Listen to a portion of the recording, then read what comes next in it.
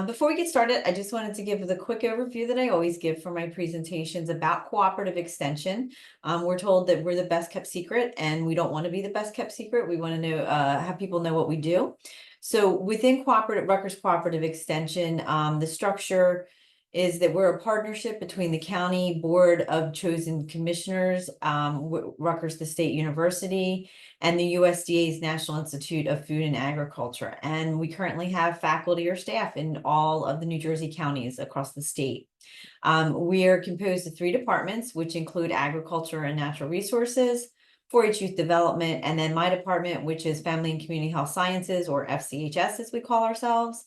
And we provide outreach in New Jersey and beyond on topics related to nutrition, chronic disease prevention, food safety, and overall wellness in FCHS. We're very easily accessible. We have Facebook, web page, all kinds of things out there on social media so that you can follow us. We have resources like free articles, fact sheets, recipes, recipe videos, so all kinds of great information. So we hope you'll check us out in some capacity. My name is Christine Zellers, and I am the Family and Community Health Sciences educator. And Rutgers Cooperative Extension, of course, is an affirmative action, equal opportunity employer.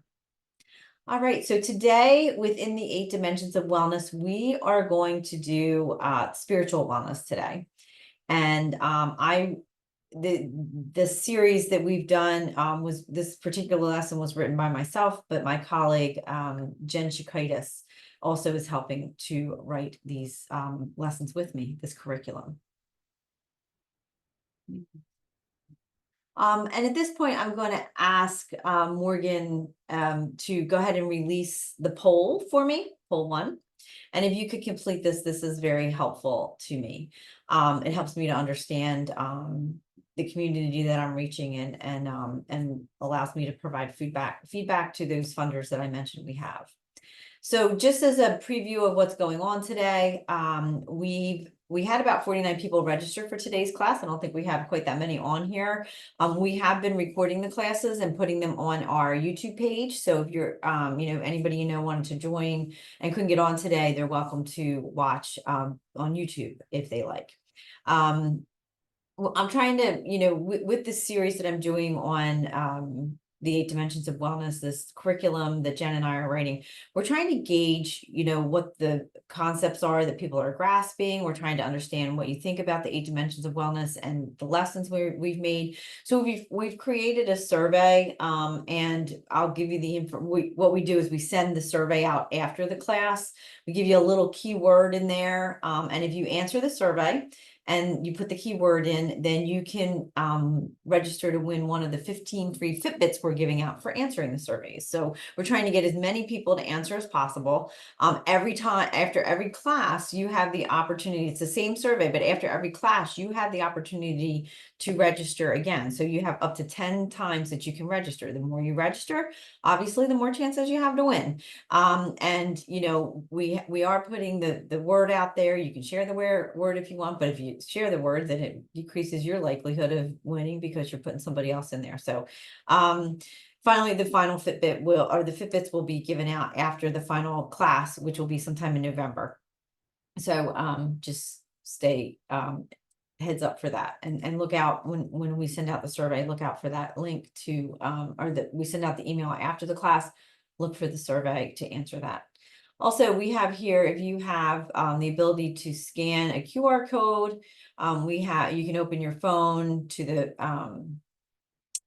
camera, hold it up to the screen right now, a little yellow link will show up. You click on that, and if you complete that survey and leave your email address, we'll enter you to win a different prize than the Fitbits. And I do this all the time, but this gives me feedback on how my classes are, and I need that as part of my job requirements. So it's very helpful if you're so kind to fill that out. And I'll show you this at the end too, so you have it. All right, so let's get underway. Today's objectives, we're going to once again review and identify the dimensions of wellness, all 8 of them. We're going to talk about spiritual wellness today. As I mentioned, we're going to define that. We're going to recognize the importance of spiritual wellness, and it really is important for our overall well-being. And we're going to take a chance to explore ways to achieve spiritual wellness, maintain it, or even improve spiritual wellness.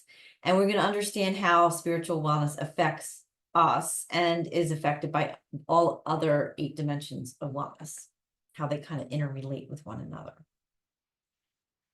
As I've mentioned in the past with these presentations, the wellness industry is a big industry. It's a $4 trillion business. So much like the diet industry, where people are trying to obtain, this idea of what the perfect diet should be, people are also trying to get a hold of that wellness because we're all trying to feel better.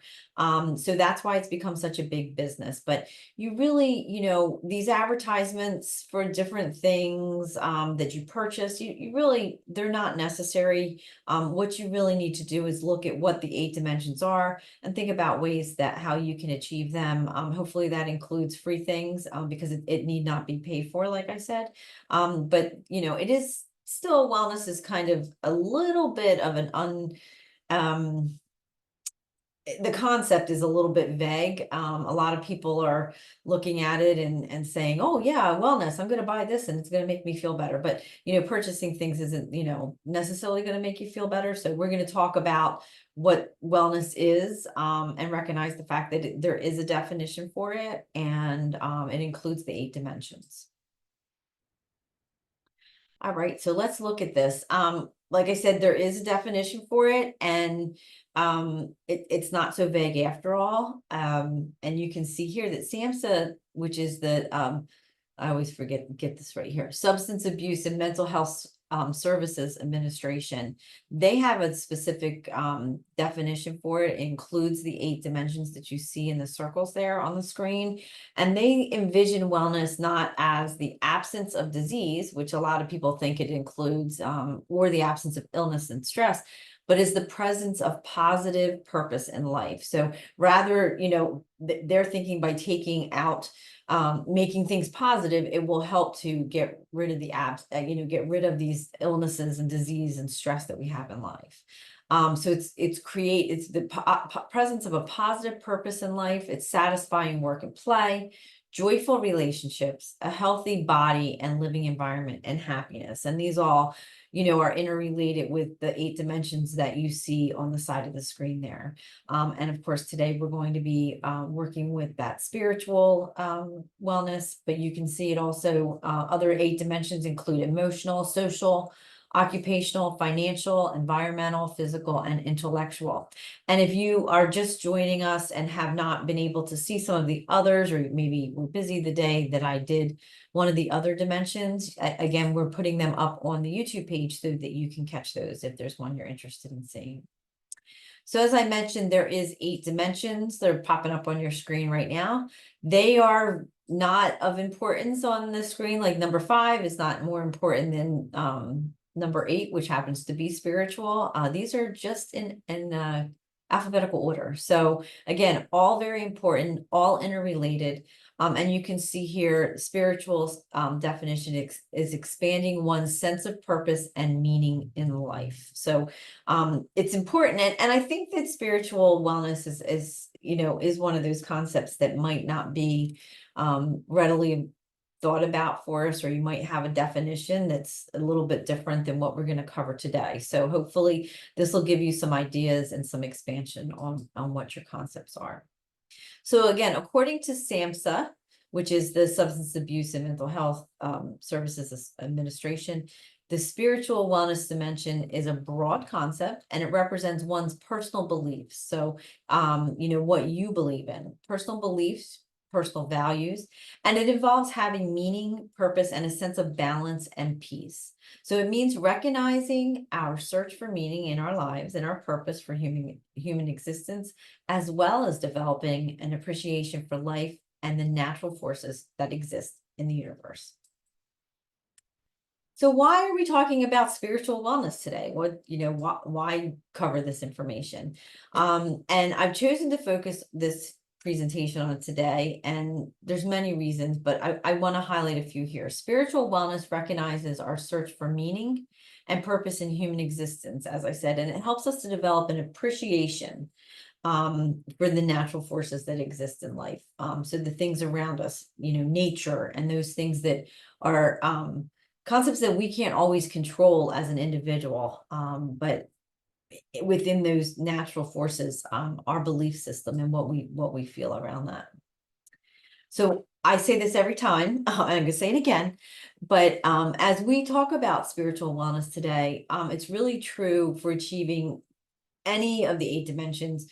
So when you think about spiritual wellness, or you think about any of the other 7 dimensions, take them in small steps. Don't say, okay, I'm going to do all of this now.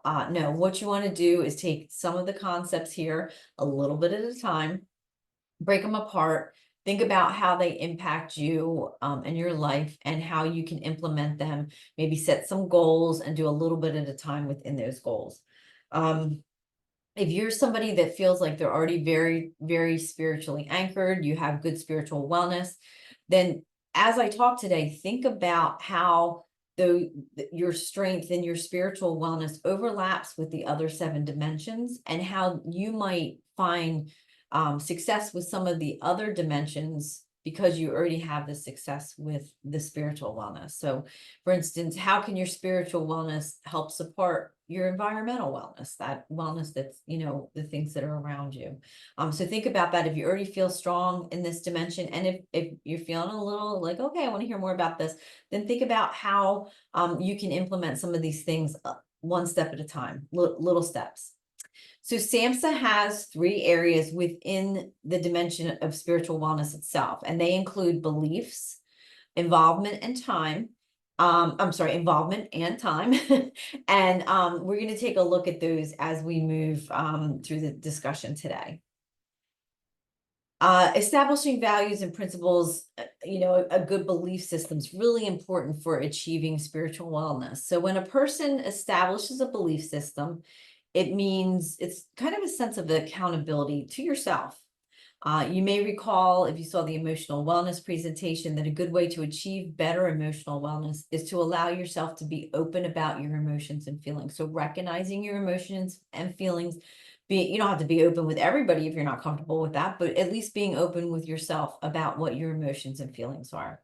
And likewise, being open about your own and others' beliefs and religions can support your spiritual health. And it can also support your beliefs by discovering and realizing what others do for their spiritual journey that might help you on your spiritual journey. Learn about others' belief systems. This could help you, build your own structure and beliefs. And being spiritual assists us with respecting ourselves, because we are creating this value and belief system. And so it helps us respect ourselves, and it helps us to respect others. And it even helps us to respect nature and those things around us. So it helps us to see the world around us in a more fulfilled way. I like to think of it personally. Did you ever, drive to work or the store or something, and you get there and you're like, how'd I get here? You're so uber focused on what you're going to do.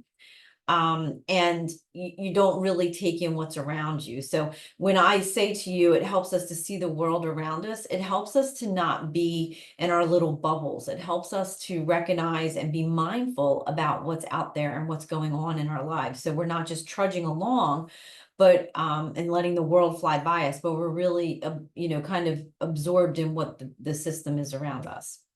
So to that end, you want to be respectful of others' beliefs and religion, but you also want to recognize the world around us. And it's okay to have individual beliefs, but it's also important to respect the beliefs of others around us. And being respectful of others also may allow you to expand your own beliefs, as I said before. So in addition to having conversations about your beliefs, you can also read about other type of beliefs in books, and be accepting and open-minded to what's going on in other people's belief system. I'd like to give you an example. Brene Brown's book, Dare to Lead. I read that. It's a leadership book. But when she talks about leadership skills, she encourages readers to find a belief system by listing out. She has a list. It's a huge, it's probably 3 pages, this list. It's one word terms. And she says, in your leadership, define what these 3 beliefs are, or what your 2 beliefs are from these 3 pages. And she does this to help people recognize what their belief system is with just 2 words. And if you think about that, that's kind of difficult. But it really helped me to hone in and say, okay, what are these 2 words? What are the 2 things that summarize my belief system so that I can be, a better leader, a better person, kind of thing. So she suggests that you take those 2 beliefs and go through the day with them, use them as your grounding, when things are getting out of sorts. What can you do to have that belief system? So I picked grace and respect as my 2 terms. So, when I have a difficult conversation or I'm going into a difficult scenario, I can say to myself, okay, grace and respect, not just for myself, but also for those that I'm meeting with. So that's kind of what I'm talking about when I say, think about other people's belief system and represent your own. So, if you're having a rough day, go back to that belief system, but also go back to that belief system if maybe you're interacting with someone and things aren't going so well. Think about what their belief system is and what they're going through, because that might help you to be a little bit more compassionate, and it might help support your spirituality.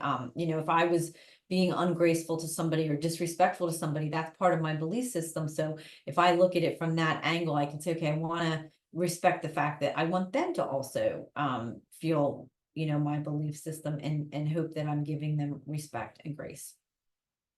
Okay. So next area is time. And one thing that community does is it creates a sense of belonging. We saw that a lot during COVID-19. We saw that, what our community was really important, even though we couldn't be with people. And being part of something really can help support our overall wellness. We talk about this in the social dimension. We talk about it in the emotional dimension of wellness. So, sense of community is very important, a sense of belonging. So look for people in the community that you have a connection with, that will help support your spirituality, and your spiritual wellness. Find positive, and again, positive is key. A positive, like-minded group of people to expand your spiritual wellness. So for instance, it might be a group of fellow yogis, people that enjoy doing yoga, or maybe it's at a house of worship of some sort. You want to become involved in a spiritual community that supports your belief system, going back to those ideas that you have as beliefs. And doing so by volunteering, that can connect you to a community group, and it can support your spiritual wellness by allowing you to give back, for instance. Think about joining groups within your spiritual community, and find ways that that'll help support your social wellness as well as your spiritual wellness. And then finally, help others. In emotional wellness, again, we talked about being positive is very highly encouraged for your emotional wellness. And again, for spiritual wellness, helping others can support being positive, and it can give you a sense of giving back to the community. It can make you feel fulfilled, and give you a sense of accomplishment. So giving of your time, or your involvement is very, very important. And then your time, setting time aside to be mindful is really important, and it's difficult. And finding that mindfulness, that spiritualness through time. We have so many blocks of time that are X'd out for other things. And I always, physical wellness, I say block time out to be physically active. And I use that in a lot of my presentations, like schedule that. But it's almost like you should find time too to do your spirituality practices too. So, a lot of times people will do, they'll make time out to go to a house of worship on a certain day. But doing that and doing it throughout the week could be really useful to your spiritual wellness. So meditation's a really wonderful way to find that spiritual wellness, and manage your stress and anxiety. So if you can take time out to do that, and if you're feeling very stressed or very anxious a lot, Finding ways to meditate could really, really help you. If you're new to meditation, recognize it's a practice. I'm going to give you a quick one at the end of this, and take time to learn it. It's also something that can be done anywhere, and anytime. So you can find ways to do this, and it's worth it. It's really worth it. Meditation can teach us to calm our minds, and it shows us ways to be in control of our stressful situations. And if you find that you're, quick to fly off the handle, if you're getting upset about things that are irrational, then take a step back and say, okay, maybe I do need to do some type of stress release or meditation or some type of spirituality that's going to help me. So think of it as time out for your overworked mind, and something, a gift that you're giving back to yourself almost.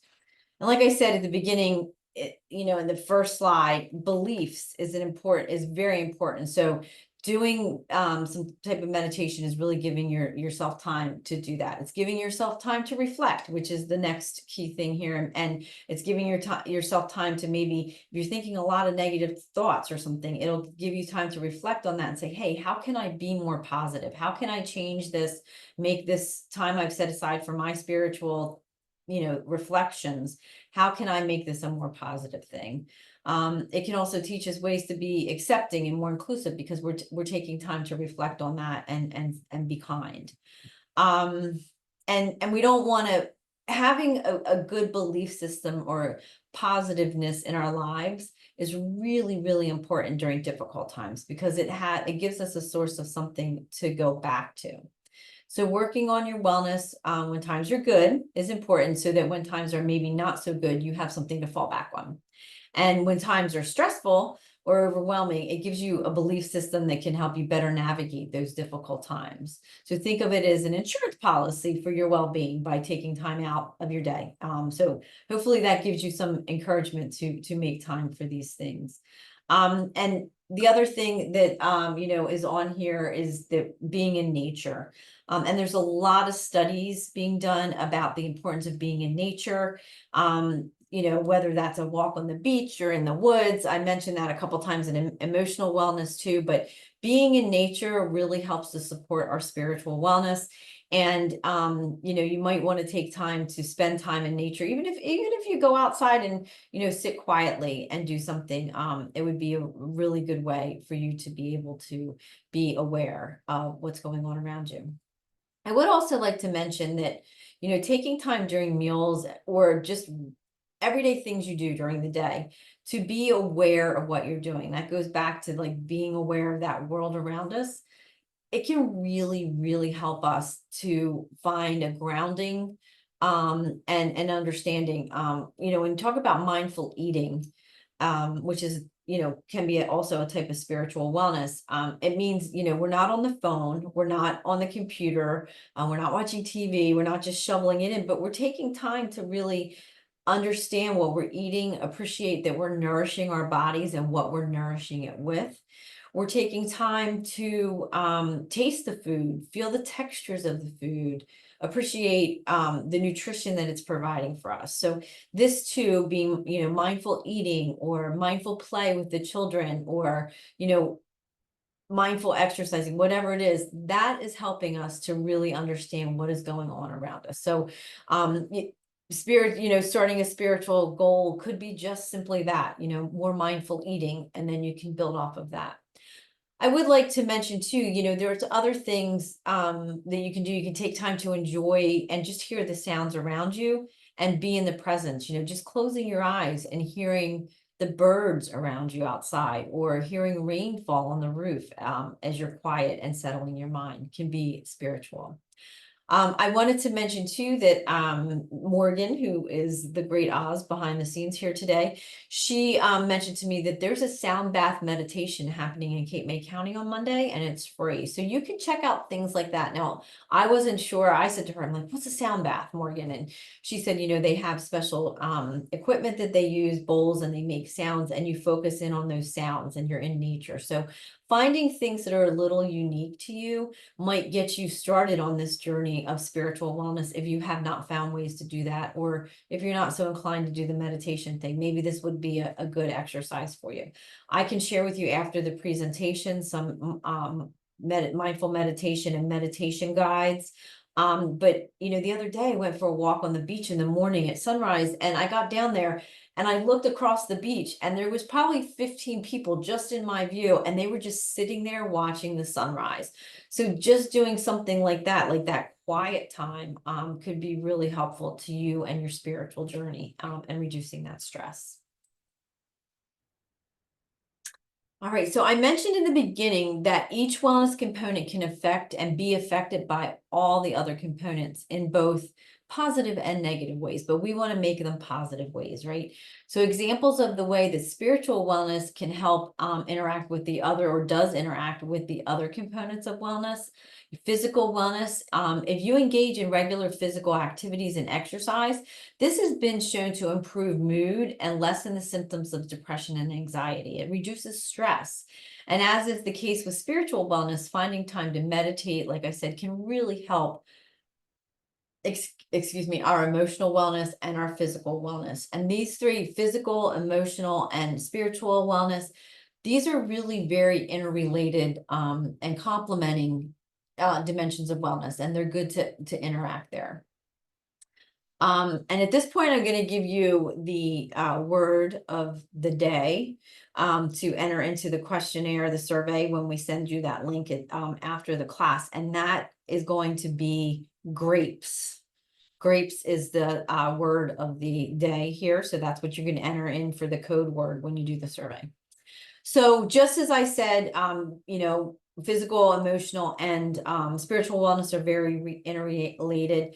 The spiritual, being involved in spirituality and getting involved in this dimension can also bolster our social wellness. Obviously, I said, using your time and your involvement are two big things that you want to do to support your spiritual wellness. And that's going to also, giving of your time, that can help to increase your social wellness and support that, because you're doing something positive, and you're involved, and that increases that social wellness. All right, so just to review again, I gave you that word, it was grapes. And we're going to release the second poll here, please, Morgan. And as you can see on the screen, if you take the survey that we send out after the presentation, when that comes to you, take the survey, fill in that word, grapes, and then you can be entered to win one of the 15 Fitbits. And if you watch all the programs and take the survey for every program, you can be entered 10 times to do that. So, oops, sorry. Where am I going here? Help me. Okay, so the next class that we're going to have will be Thursday, September 26th, and that is going to be on social wellness. So you'll hear a little bit more about how to be socially well. Hopefully by then you've taken a couple of the goals from spiritual wellness and you're doing those. And then this is again, if you want to take your phone out, please, and scan and let me know how the class was today, for the grading system that I have to report into. That would be very helpful. If you leave your email, I will gladly give you the opportunity to win a different prize than the Fitbits, but enter for that. So before we end today, and get to the final thing, the sum up, I just wanted to take a minute and offer you all the opportunity to do a very quick spiritual opportunity. I want to demonstrate the power of spiritual wellness and the effects that it has on our mind and body. So before we conclude today, just want to take a minute to get ourselves focused before we go back into our day. So I want you to get into a comfortable position. So you're going to sit up nice and straight where your body, you can feel your vertebrae kind of lined up with your head on top of your vertebrae. And you can either put your gaze to the picture on the screen, which is the sunset that I talked about, that I saw the people watching in the morning. I took a quick picture of that. So you too can be involved in looking at the sunrise. And so find that comfortable position, sitting straight up and down. Your feet are going to be planted on the floor, and we're just going to put our hands in our lap or off to the side here. So you can put your gaze onto the sunset or sunrise, or you can just, close your eyes. Nobody's on camera, so you can do whatever is comfortable for you. What we're going to do is we're going to notice how our body feels while we're just sitting still here. So anytime you feel uncomfortable or discomfort, feel free to change your posture. And what we're going to do is we're going to start by taking one deep breath in together. We're going to go in through the nose and out through the mouth. So we're going to take it in.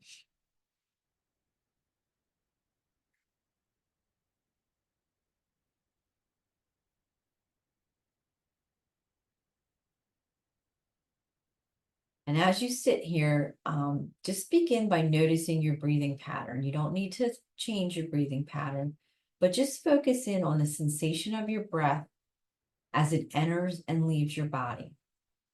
We're going to continue to slowly breathe for a few moments here and just follow that breath.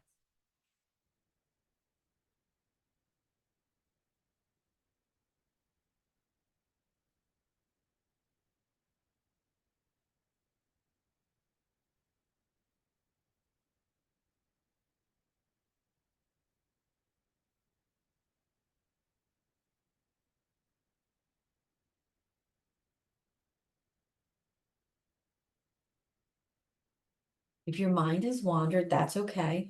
That's what our mind's supposed to do. Just take a minute and come back to your breath and just focus in on that breathing.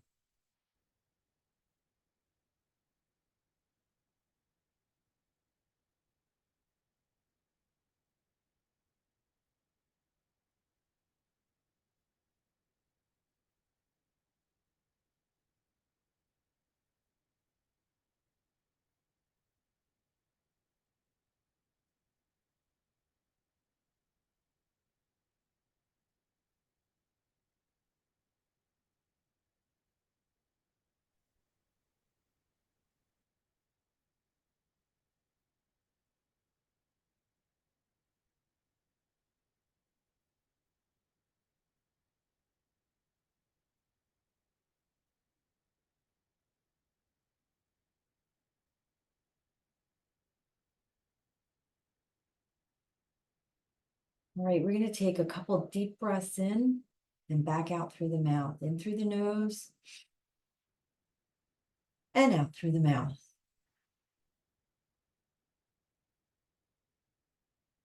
Another one in through the nose and out through the mouth. So that was about 2 minutes in total from me giving you the instructions to sit quietly and either gaze at the screen or shut your eyes. We took those deep breaths in and deep breaths out at the beginning and end. And then we just focused on our breath for a minute or two in between.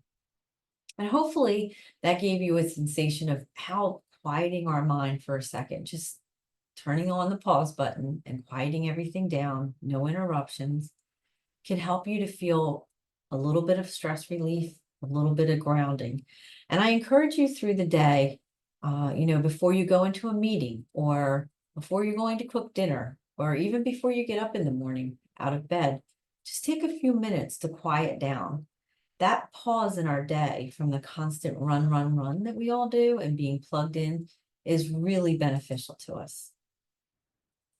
So just to sum up really quickly, as we discussed today, spiritual wellness recognizes our search for meaning and purpose in human existence and develops an appreciation for life and the natural forces that exist in the universe.